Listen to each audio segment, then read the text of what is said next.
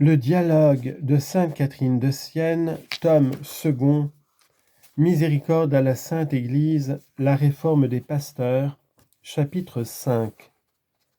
Comment l'on ne doit pas vendre ni acheter les sacrements, comment ceux qui les reçoivent doivent subvenir aux besoins temporels des ministres, et comment ceux-ci doivent faire 3 parts des offrandes qui leur sont faites. Je veux que mes prêtres soient généreux et non pas avares, qu'ils ne vendent pas par cupidité et avarice la grâce du Saint-Esprit qui est à moi. Non, ils ne le doivent pas faire, je ne veux pas qu'ils le fassent. Ce qu'ils ont est un don, une largesse de ma charité que leur a faite ma bonté. C'est donc avec le cœur large, par sentiment d'amour, pour mon honneur et le salut des âmes, qu'ils le doivent donner à leur tour en toute charité à toute créature raisonnable qui humblement le demande. Ils ne doivent pas en réclamer le prix, car ils ne l'ont pas acheté. Ils l'ont reçu de moi gratuitement pour le servir aux autres. Mais il leur est permis d'accepter l'aumône qui leur est due par celui qui reçoit le sacrement et qui est obligé quand il le peut de leur faire une offrande pour subvenir à leurs nécessités temporelles. C'est à vous qu'il incombe de nourrir corporellement ceux qui vous dispensent la nourriture spirituelle, la grâce, les dons du Saint-Esprit, par l'administration des rites sacrés que j'ai institués dans la Sainte Église pour servir à votre salut. Et je vous fais à savoir qu'ils vous donnent incomparablement plus que vous ne leur donnez, car aucune comparaison ne peut être établie entre les choses finies et passagères que vous leur procurez, et moi le bien infini que par ma providence et ma divine charité, je les ai chargés de vous communiquer.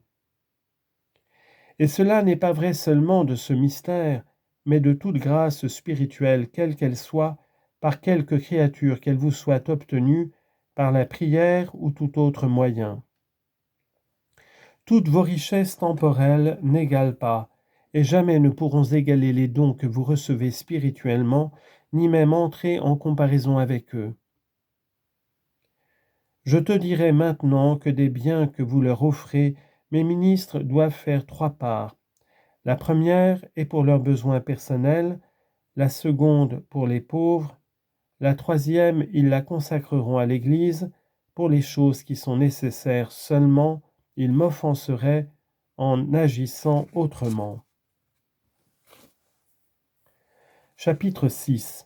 De la dignité des prêtres, comment la vertu des sacrements n'est pas amoindrie par les fautes de ceux qui les administrent ou qui les reçoivent, et comment Dieu ne veut pas que les séculiers s'arrogent le droit de les corriger. Ainsi faisaient mes chers et glorieux ministres, ceux dont je t'ai promis de te faire voir l'excellence personnelle, outre la dignité dont je les ai honorés en faisant d'eux mes Christ. Car s'ils exercent dans la vertu cette dignité, ils sont revêtus de ce doux et glorieux soleil dont je leur ai confié la dispensation.